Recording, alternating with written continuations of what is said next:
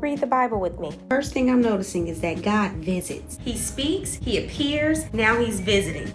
We're also going to read about how God hears our cries. So in this particular story, God visits Sarah and she has the son just like he predicted. They named him Laughter, aka Isaac, because she said people are going to laugh with me when they hear about how God blessed me in my old age. Abraham circumcises his son at 8 days. They throw a big party for him when they weaned him. But one day, Sarah saw Ishmael poking at her son Isaac. This is when they was a little bit older. That was Hagar's son.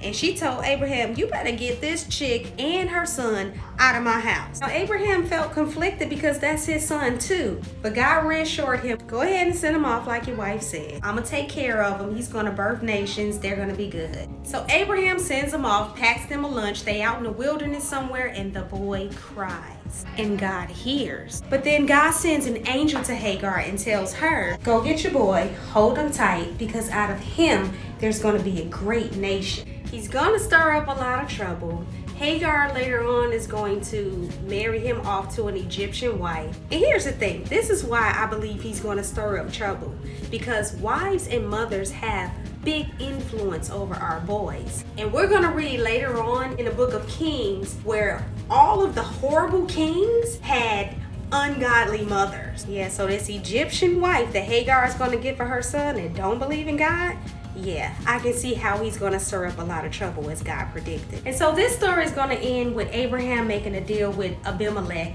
and him living in Philistine territory. This is one of the first times we're going to hear about the Philistines. And if you're not familiar, remember David versus Goliath? Goliath was a Philistine. So Abraham lives in Philistine territory. It just amazes me how God can use people from the hood.